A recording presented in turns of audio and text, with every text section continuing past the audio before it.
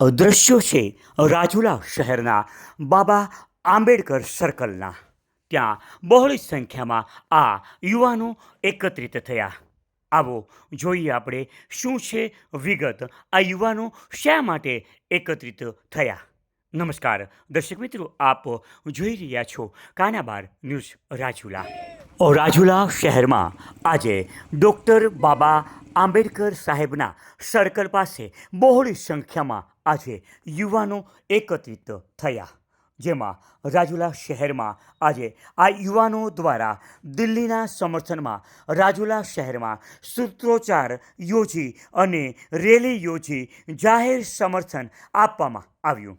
દિલ્હી ખાતે જંતર મંતર પ્રદર્શનને રાજુલા શહેરના સર્વ સમાજના યુવાનોએ આપ્યું ભવ્ય સમર્થન।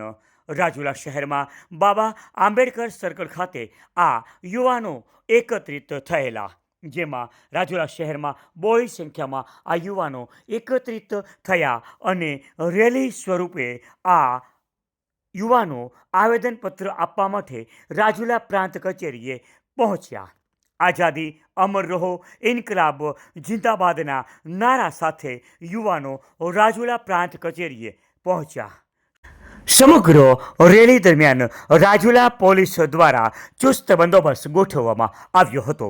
આ રેલીમાં મોટી સંખ્યામાં યુવાનો જોડાયા હતા। પ્રાંત કચેરીમાં આવેદનપત્ર આપી આ યુવાનો દ્વારા રોષ વ્યક્ત કરવામાં આવ્યો હતો।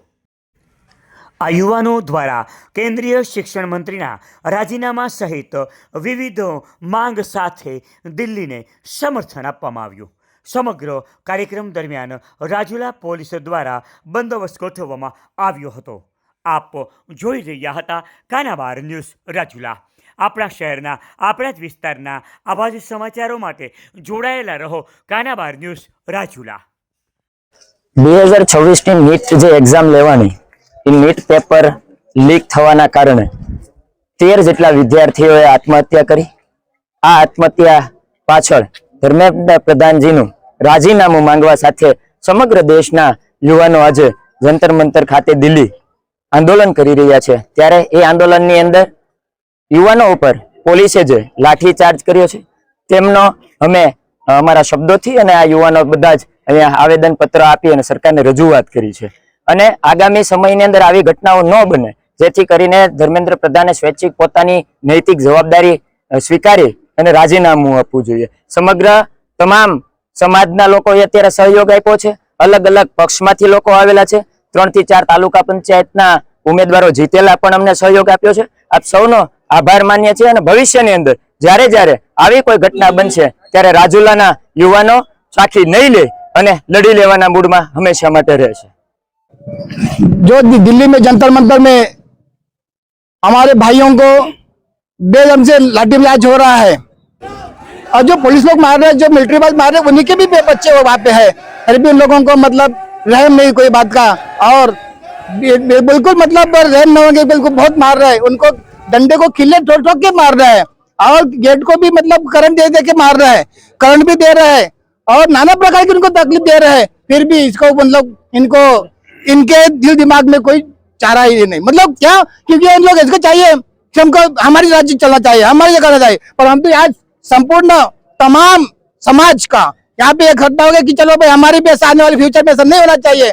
और जितने भी अंधभक्त लोग हैं, जितने भी अंगूठा नेता लोग हैं, उनको सबको बर्खास्त करके हमारे क्वालिफाइड लोग वहाँ पे कुर्सी बैठ के कुछ न्याय मिले, ये हम सब लोगों का आह्वान है। जिंदाबाद जिंदाबाद जिंदाबाद जिंदाबाद जिंदाबाद जिंदाबाद। આંદોલન જો કે બધા સમાજ અમારી સાથે જ છે।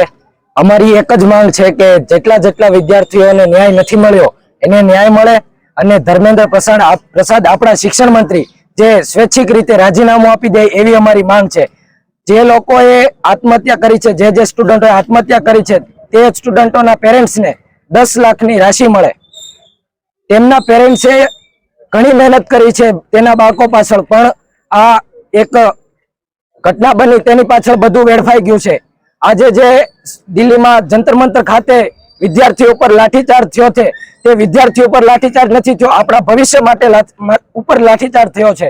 જ્યારે આ નીટ એક્ઝામનું પેપર લીક થયું એના અનુસંધાને સોનમ વાંચુકજી જ્યારે ઉપવાસ આંદોલન ઉપર બેઠા છે તો સર્વ વિદ્યાર્થી અને સર્વ સમાજને મનુષ્ય માત્રનું બધા જ હિત માટે થઈને બેઠા છે. કારણ કે નાનાથી લઈને મોટા વર્ગ સુધી તમામના બાળકો એટલી તનતોડ મહેનત કરીને જ્યારે એક્ઝામ દેવા જતા હોય છે અને એન્ડ ટાઈમે એક્ઝામનું પેપર લીક થયું એવું કહેવામાં આવે છે, પણ લીક એક્ઝામનું પેપર નથી થતું, એક્ઝામનું પેપર વેચવામાં આવે છે. તો આને લીક પણ ન કહી શકાય, મોટો ભ્રષ્ટાચાર કહી શકાય. તો આની ઉપર કેમ કાર્યવાહી ન થાય અને આ કેમ બંધ ન થઈ શકે? હરેક બાબતમાં કંઈક નો કંઈક નિર્ણય લઈ શકાય છે, તો કેમ આમાં નિર્ણય નથી લઈ શકાતો?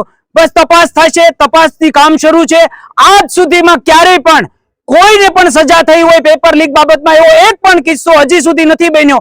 જ્યારે એમ કહેવામાં આવે કે તપાસનો વિષય શરૂ છે, આમ છે તેમ છે, તો આવી જ વાતોમાં લોકોને હેરાન કરવામાં આવે છે. અને વારંવાર જ્યારે આમાં કચડાતો હોય તો નાનો વર્ગ જ કચડાય છે, ત્યારે આના નાના વર્ગના લોકોને ન્યાય નથી મળતો. અને નાના વર્ગના બાળકો જ્યારે ભણતા હોય છે ત્યારે લોન લઈ લઈને ભણતા હોય છે.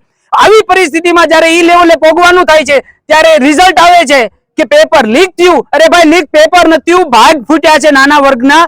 તો આની માટે યોગ્ય કાર્યવાહી થાય. સોનમ વાંચુકજી જે ઉપવાસ આંદોલન ઉપર ઉતર્યા છે એના સમર્થનમાં રાજુલાના તમામ વર્ગના લોકો એમાં જોડાયા છે અને લોકોનો એવો જ આગ્રહ છે કે આને ન્યાય મળે અને આ ભાઈ જે શિક્ષણ મંત્રી છે એનું રાજીનામું લેવામાં આવે અને હજી કાયદો કડક કરવામાં આવે અને શિક્ષણને લઈને આવું ક્યારેય નહીં ચલાવવામાં આવે એવી માંગ સાથે જય હિન્દ.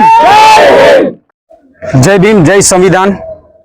આજની આ મુખ્ય રેલી રાજુલા તાલુકામાં જે યોજવામાં આવી તે સમગ્ર દેશમાં ચાલી રહેલા શિક્ષણના મુદ્દા અને જે નીટ પેપર જે લીક થયું તે બાબતના સમર્થનમાં અને સોનમ વાંચુકજીના સમર્થનમાં આ રોડ ઉપર આજે રેલી કાઢી સર્કલથી લઈને મામલતદાર સુધી આવી અને સર્વે યુવાનો, સર્વે ભાઈઓ, સર્વે મિત્રોનો ખૂબ ખૂબ આભાર કે આવી જ એકતા ભવિષ્યમાં જો કાંઈ આવો બનાવ બને તો ભવિષ્યમાં આવી જ એકતા આપણે બતાવશું. ઇન્કલાબ જિંદાબાદ. જય ભીમ, જય ભારત, જય સંવિધાન.